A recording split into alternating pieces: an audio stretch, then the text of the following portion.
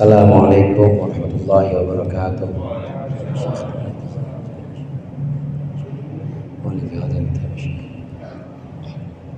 Al-Fatihah. Bismillahirrahmanirrahim. Alhamdulillahirabbil alamin. Iyyaka na'budu wa iyyaka nasta'in. Ihdinas siratal mustaqim. Shiratal ladzina an'amta 'alaihim.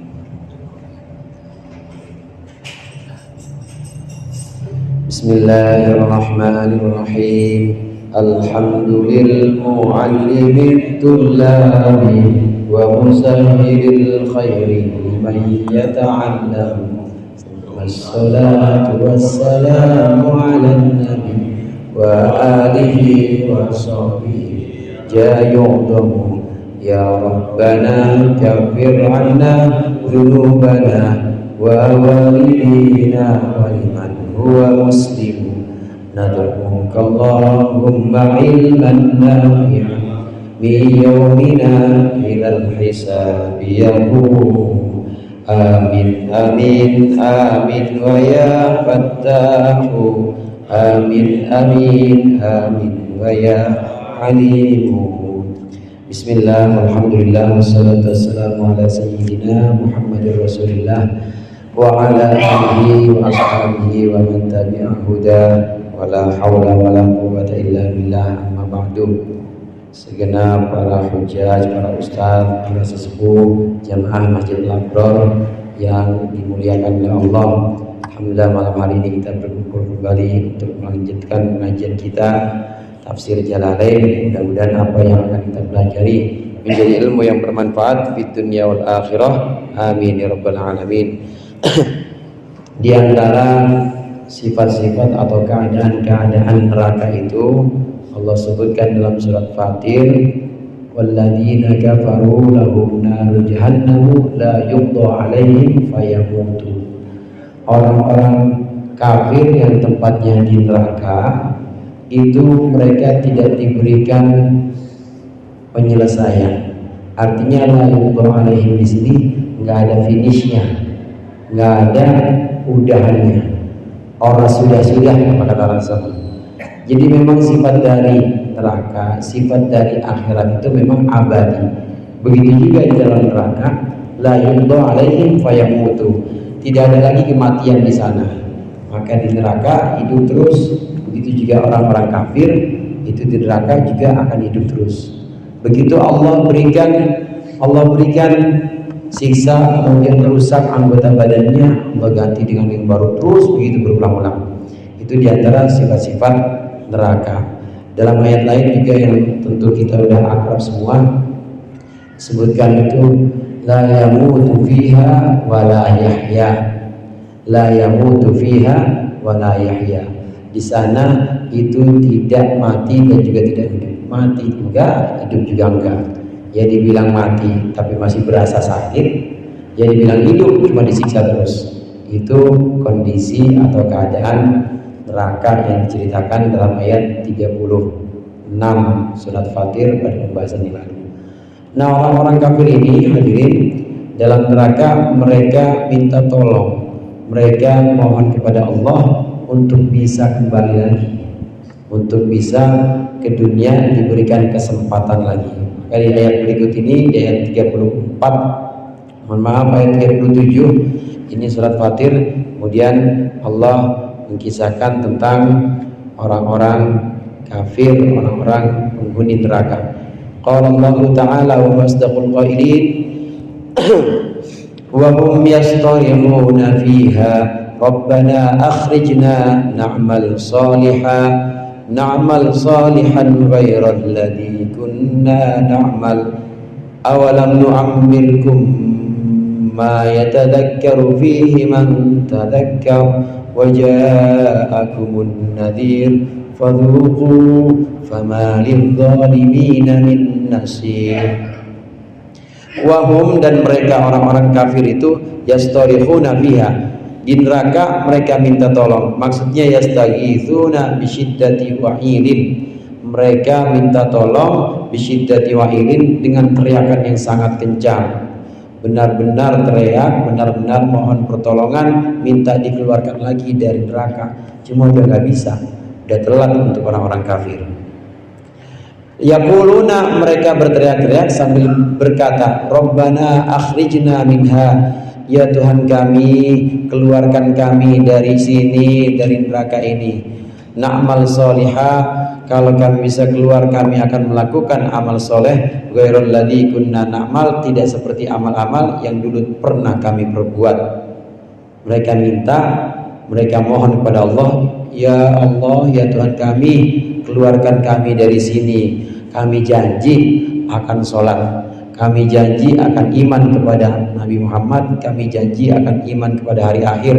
Kenyataannya memang benar ada itu hari akhir. Memang benar kami rasakan di neraka itu betapa pedihnya. Minta sama Allah, teriak-teriak, mohon-mohon sama Allah, tapi tidak dikabulkan oleh Allah, sudah terlambat. Fayuqalu lahu, maka kemudian diucapkan kepada mereka, dijawab maksudnya. Jamaah rahimakumullah, yang menjawab dialog atau yang menjawab percakapan-percakapan orang kafir itu tidak Allah langsung, tapi melalui malaikat. Beda dengan penghuni surga. Penghuni surga kita insya Allah, amin ya Pak. Kita insya Allah penghuni surga langsung, tanpa perantara, itu langsung Allah menyambut. Karena memang layak, karena memang pantas. Namanya juga hamba-hamba yang Allah berikan rahmat atau kasih sayangnya. Beda sama penghuni neraka. Penghuni neraka Allah ngelihat aja ogah. Allah ngajak ngomong boro-boro. Jadi yang ngomong siapa? Yang ngomong malaikat. Jawaban yang diberikan kepada penghuni neraka itu adalah jawaban memang dari Allah, tapi melalui perantara malaikat. Ya iya, masa presiden turun langsung ke penjara? Kan enggak. Sipir ya, namanya sipir ya. Sipirnya aja sipir. Oh, jangankan presiden, menteri pertahanannya aja atau polrinya aja nggak mau ke penjara, paling sipirnya aja itu tugasnya. Maka diwakilkan apa yang dibuat jawaban mereka minta untuk dikembalikan ke dunia, maka dijawab, awalam nu'ammirkum, bukankah kami telah memberikan umur pada kalian, ma ay waktan, dengan waktu yatadakkaru fihi man tadakkara, di mana orang yang mengambil pelajaran itu bisa mengambil pelajaran dalam waktu tersebut. Wa ja'akumun nadhir, dan telah datang kepada kalian seorang yang memberikan peringatan. Ar-rasulu maksudnya utusan. Fama ajabtum, maka apa jawaban kalian waktu itu? Saat mereka minta, mohon-mohon, teriak-teriak, ya Tuhan kami, ya Allah, keluarkan kami dari neraka, maka dijawab oleh malaikat, dijawab oleh Allah melalui perantara malaikat, bukannya kemarin kalian udah dikasih waktu, bukannya kemarin udah dikasih kesempatan yang cukup kalau untuk mengambil nasihat, untuk mengambil pelajaran, itu cukup.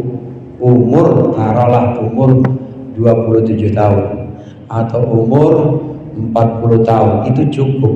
Dihitung balik 15 tahun ke sana, itu untuk mengambil pelajaran, untuk mengambil nasihat-nasihat sebenarnya cukup.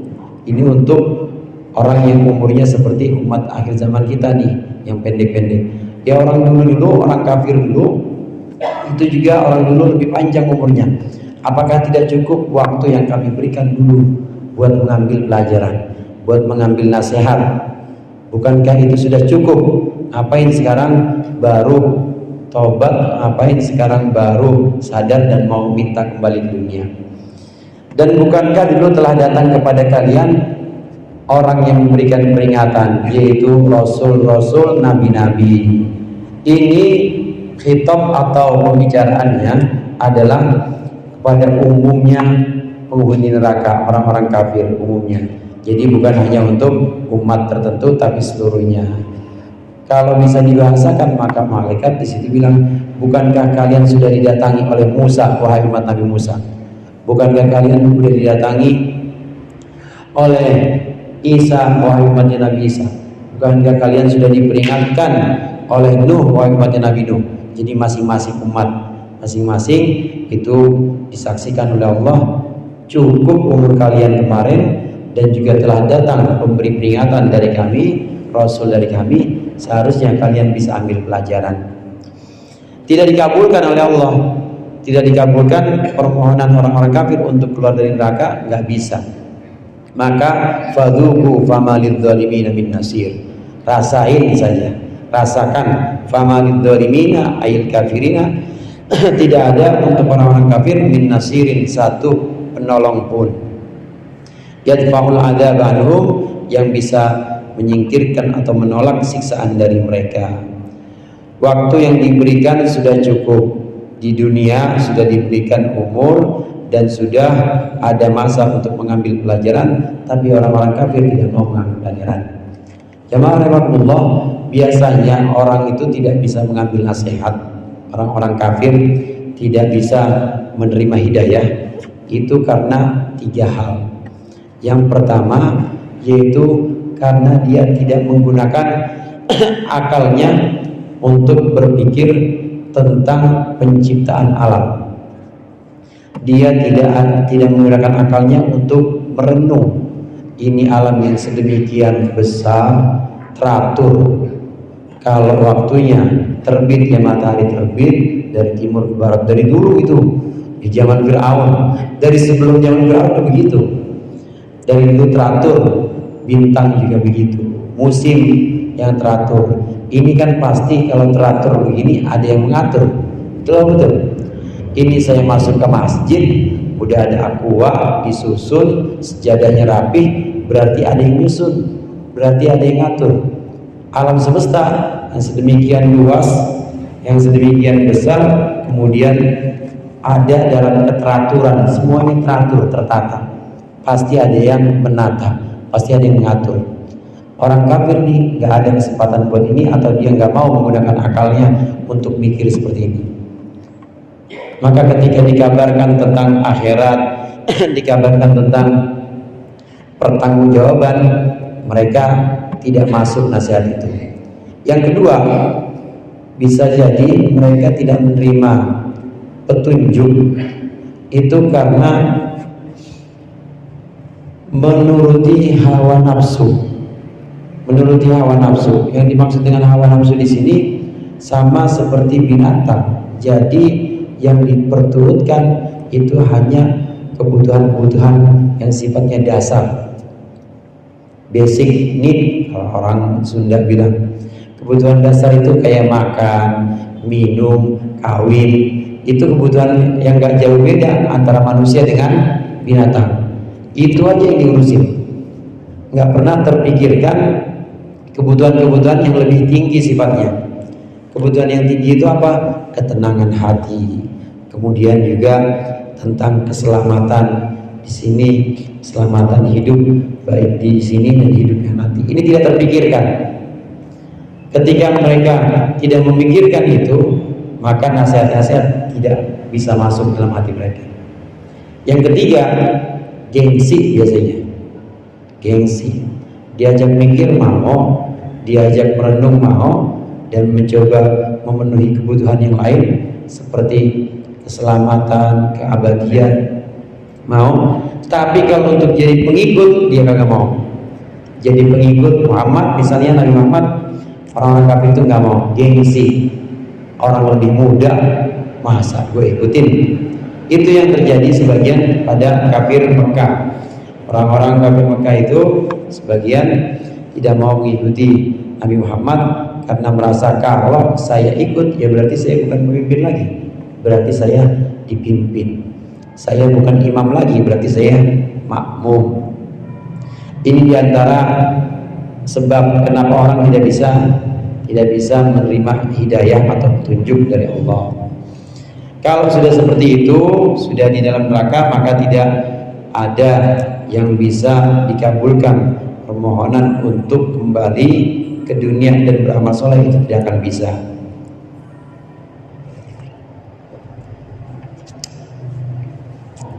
Untuk orang-orang kafir.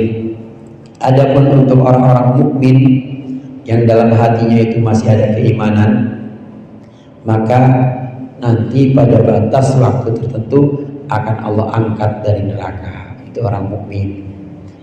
Kata Rasulullah SAW, orang golongan yang dosa dari umatku yang kadang-kadang disebut dengan dolimul nafsih, orang yang menganiaya dirinya atau yang banyak dosanya, maka nanti akan mendapat ampunan dari Allah.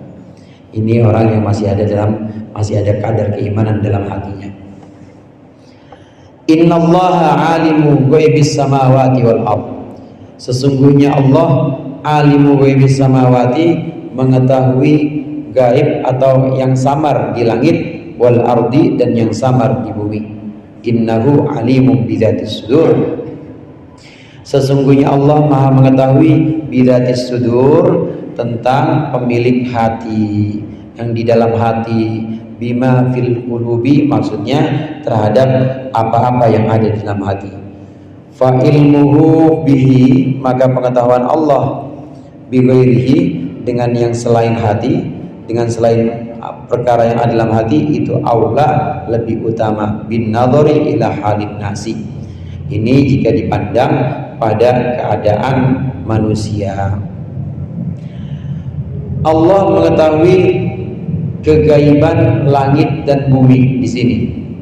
Allah juga mengetahui isi semua hati, isi hati kalian itu Allah tahu semua. Dari ayat sebelumnya, yaitu tentang orang-orang kafir yang minta pindah dan minta dikembalikan ke dunia, dikeluarkan dari neraka. Kemudian Allah menyatakan Allah Maha mengetahui gaib yang ada, kesamaran yang ada di langit dan kesamaran yang ada di bumi. Itu semua Allah tahu, dan Allah juga mengetahui apa yang ada dalam hati, termasuk hati kalian orang-orang kafir. Jamaah rahimakumullah, ghaibis samawati, yang samar di langit dan yang samar di bumi, ini adalah bin nadhar ila halin nas, kalau ditimbang atau kalau menurut pandangan kita manusia. Jika menurut pandangan kita manusia, langit dan bumi itu ada yang gaib atau ada yang masih samar. Ada yang gaib atau ada yang masih samar. Masih sedikit sekali yang diketahui oleh manusia tentang langit dan bumi. Maka yang tidak diketahui namanya yang samar. Yang samar itu yang tidak diketahui dalam ilmunya manusia atau pengetahuan manusia. Yang dimaksud gaib atau yang samar di langit dan di bumi ini adalah untuk manusia, kalau dilihat dari pengetahuan manusia. Adapun bagi Allah nggak ada gaib. Bagi Allah tidak ada yang samar. Semuanya bagi Allah nyata dan jelas. Gaib itu sifatnya, jadi gaib di sini jangan kita artikan gaib yang bangsa makhluk-makhluk halus, bukan. Seluruhnya yang gaib, termasuk surga gaib. Artinya belum nyata sekarang, belum terlihat. Kemudian neraka gaib. Kemudian juga mahsyar gaib, karena masih belum terlihat sekarang. Ada, cuma belum terlihat untuk kita manusia. Gaib itu sifatnya relatif. Ada beberapa orang yang menurut mereka itu satu perkara gaib, tapi menurut orang lain nggak gaib, karena udah Allah bukakan, karena sudah Allah singkapkan penutup-penutupnya. Contoh misalnya siksa kubur, gaib apa bukan Pak? Gaib bukan siksa kubur?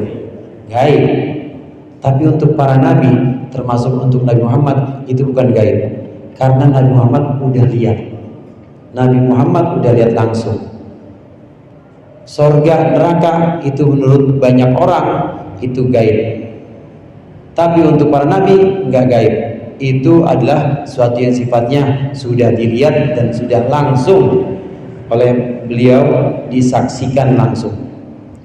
Jadi relatif gaib buat siapa? Kalau buat orang umumnya manusia, maka masih banyak hal-hal yang gaib atau hal yang belum diketahui. Tapi untuk para nabi itu yang gaib itu tinggal sedikit, artinya sudah Allah singkapkan, banyak yang sudah Allah singkapkan yang gaib itu. Untuk Allah tidak ada yang gaib sama sekali. Kalau ada kata-kata Allah, innallaha alimu ghaibis samawati, Allah mengetahui yang samar di langit dan di bumi. Ini maksudnya yang samar menurut kita manusia, tapi menurut Allah tidak ada yang samar, semuanya nyata. Lalu sejarah lain di sini mentafsirkan, kalau Allah itu mengetahui apa yang ada dalam hati kalian, maka pasti Allah lebih mengetahui terhadap yang besar-besar. Orang-orang yang dalam hati aja Allah tahu, apalagi yang besar-besar. Kaitannya dengan ayat sebelumnya, hadirin, orang-orang kafir di neraka minta dikeluarkan dari neraka supaya bisa beramal lebih baik, tidak seperti dulu semasa dia di dunia. Allah tahu permintaan mereka. Pertama itu, Allah tahu permintaan mereka itu benar apa enggak, karena Allah Maha mengetahui tentang isi hati mereka. Yang kedua, Allah tahu juga ini orang kafir, kalau dikembalikan tetap aja kafir, karena itu udah dalam ilmunya Allah atau sudah ada dalam pengetahuannya Allah. Allah, pengetahuan Allah itu sifatnya itu semuanya jelas dan tidak ada yang samar, dan Allah mengetahui nanti, sekarang, dan yang lalu itu udah oleh Allah sudah diketahui semuanya.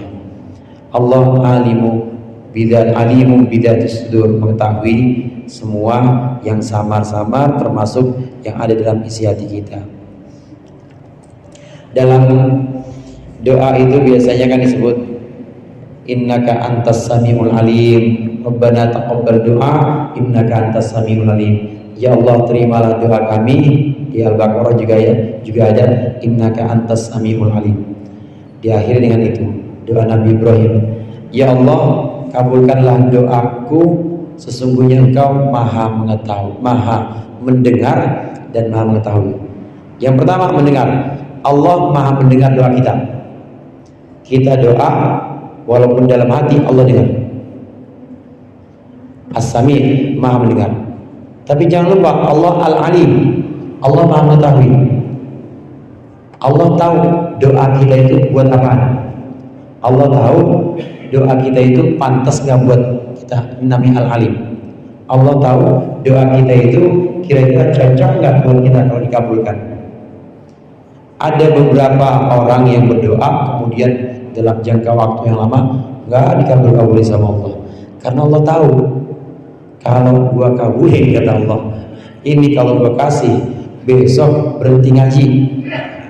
Kalau dikasih nih besok udah gak kenal sama keluarganya, gak kenal sama tangganya, lupa sama jamaah, udah lupa sama sholat. Makanya sama Allah gak dikasih, karena Allah selain As-Sami, mendengar doa, Allah juga Al-Alim. Allah mengetahui kelanjutan atau akibat nanti kalau dikabulkan doanya.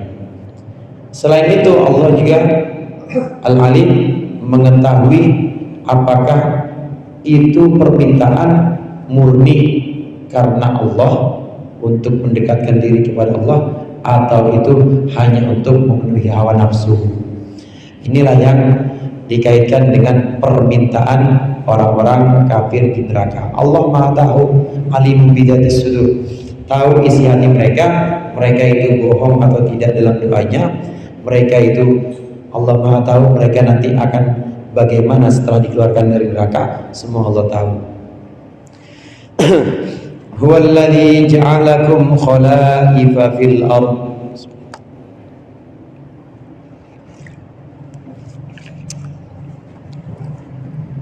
Huwallazi ja'alakum khalaifa fil ardi, dan dialah Allah allazi ja'alakum khalaifa fil ardi, yang menjadikan kalian khalifah-khalifah di muka bumi.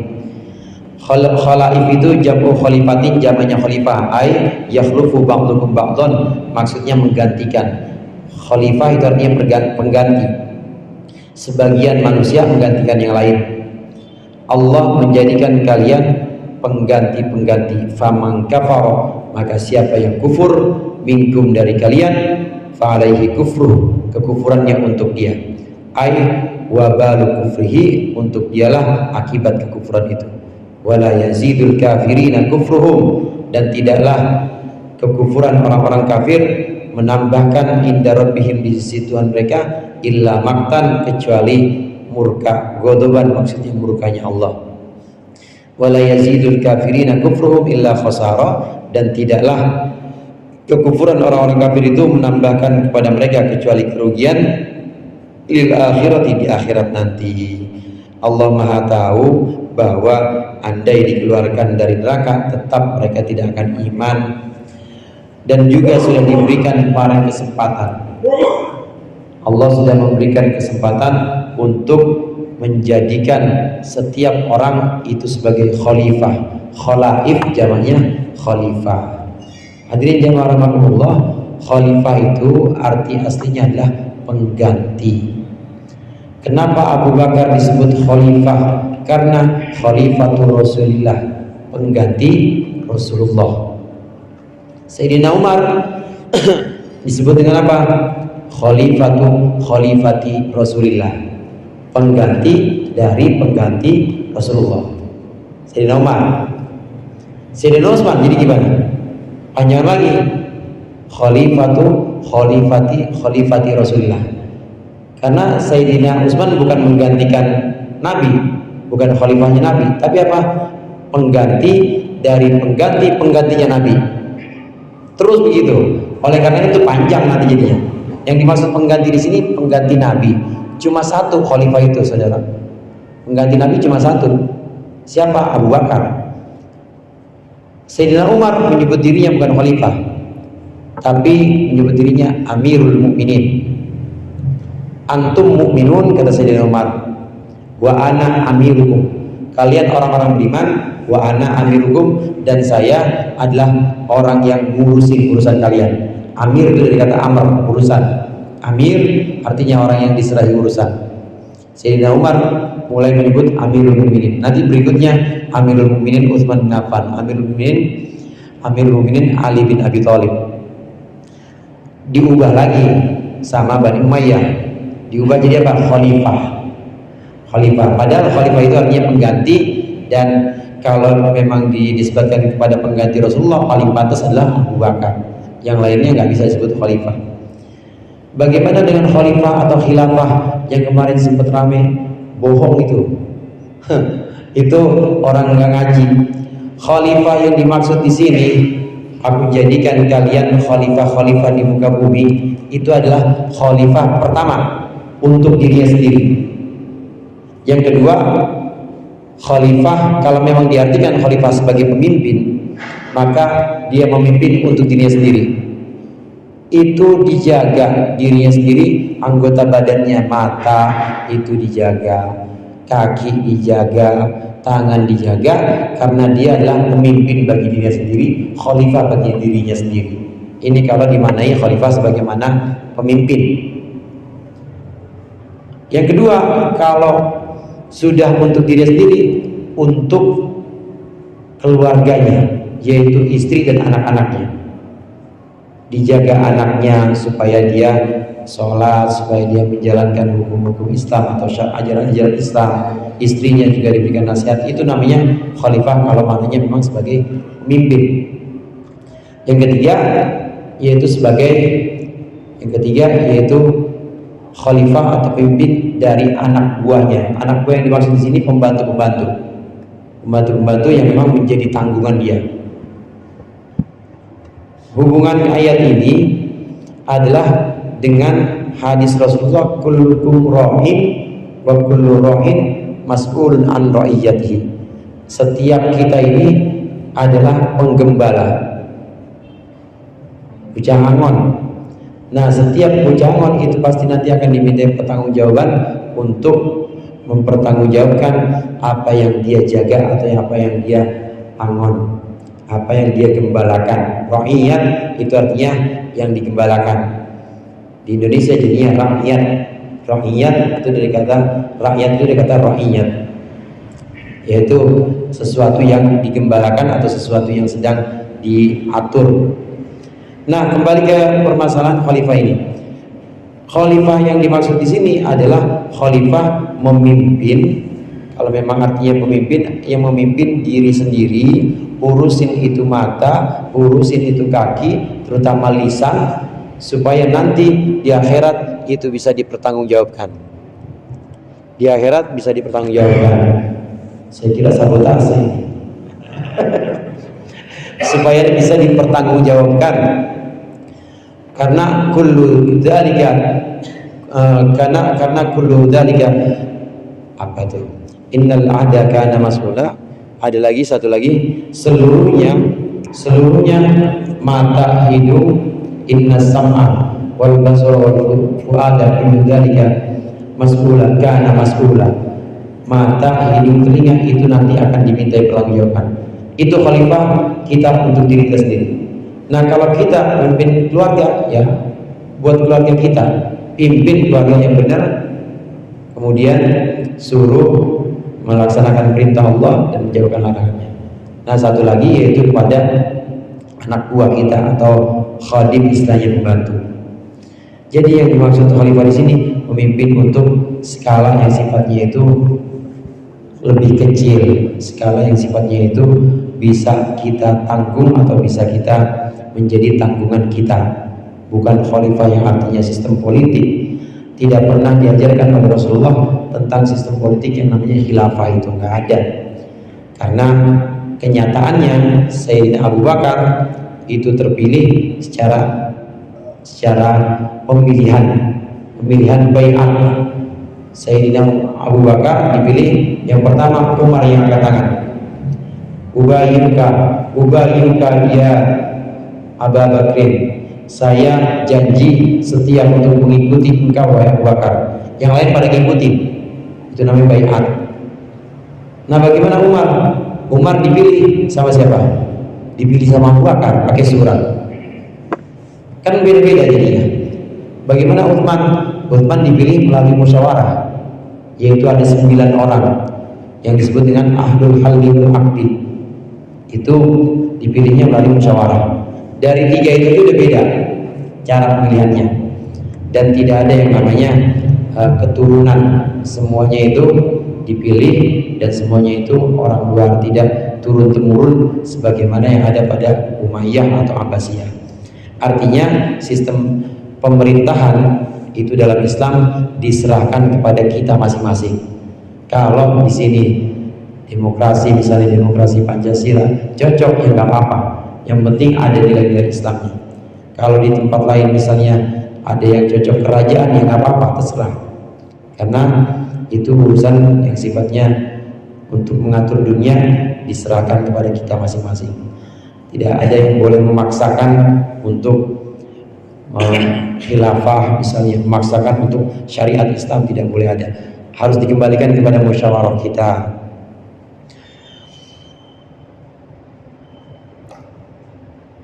Wahum yastarihuna, sudah ini. Kemudian qul ara'aitum syuraka'akum alladina tad'una min dunillah wallahu a'lam bishawab. Insyaallah kita lanjutkan pertemuan yang akan datang. Wallahul muwaffiq ila aqwamit thoriq. Assalamualaikum warahmatullahi wabarakatuh.